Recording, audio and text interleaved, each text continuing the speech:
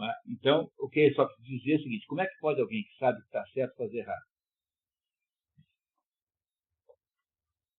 O Platão, concordando com Sócrates, diz assim: verdade conhecida é verdade obedecida. Era uma frase platônica que ele não cita aqui. Mas é a mesma ideia. Verdade conhecida é verdade obedecida. Então, como pode, diz Sócrates, assim, um sujeito que sabe que não é para puxar o rabo do gato, fazê-lo? E a desconfiança é porque há para certas pessoas um prazer excepcional, uma coisa dessa. Né? Deve ser por isso, né? Não é isso? Tá? Deve ser essa a explicação provável. Mas vamos ver como é que ele continua argumentando.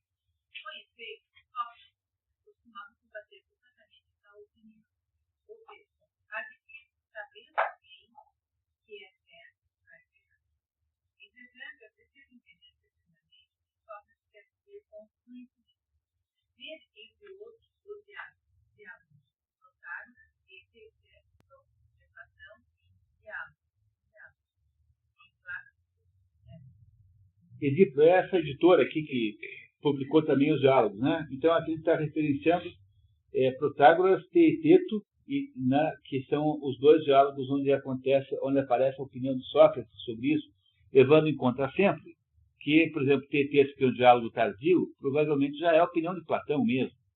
Platão é que está falando, e põe na boca de Sócrates, não na boca dele. Tá? É isso, ele não se põe lá como autor. Muito bem.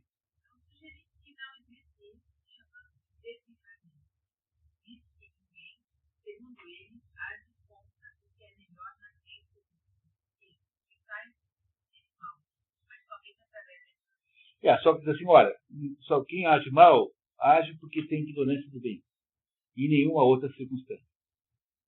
Essa é a opinião de Sócrates. Não sei se está certo, nem ele sabe. Ele está aqui levantando dificuldades. Muito bem, continuamos.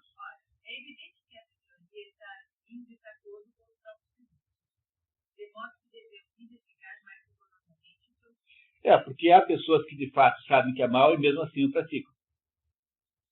Portanto, deve ter alguma coisa estranha aqui que Sócrates não percebeu. A falta de autocontrole é causada pela ignorância e precisa investigar que tipo de ignorância se trata, pois está claro que o homem não consegue ter autocontrole, não considera a ação certa antes de se tornar presa da influência da paixão.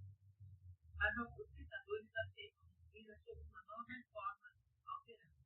Admitem que nada é mais poderoso do que o sentimento, mas não admitem que ninguém haja como que lhes pareceu ser o melhor procedimento.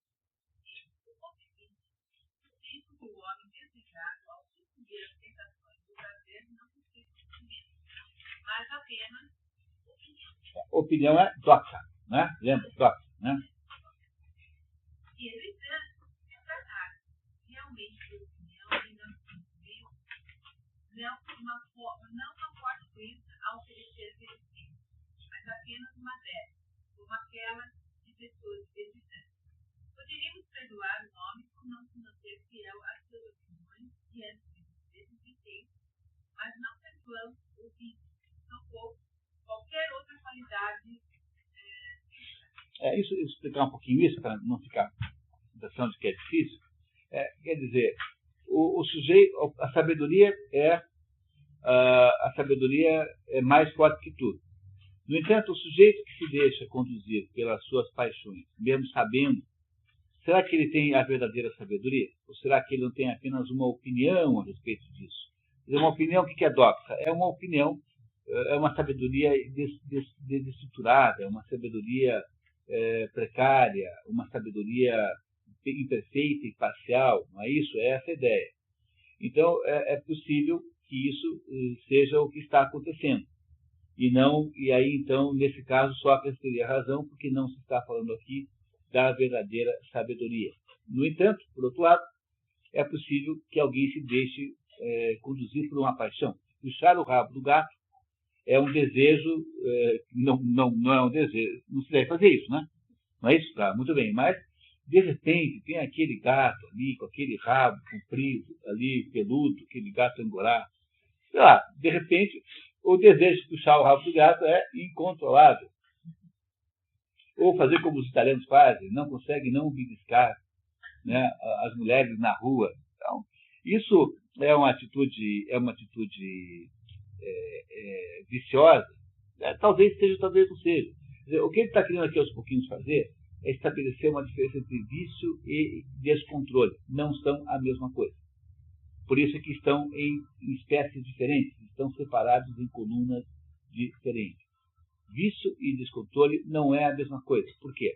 Porque o vício tem um aspecto deliberado. Você decide fazer daquele jeito que parece a você que desse jeito é melhor. Você escolhe o mal de modo decidido, de modo em conteste. No entanto, o sujeito descontrolado é aquele sujeito que não consegue resistir a uma certa paixão.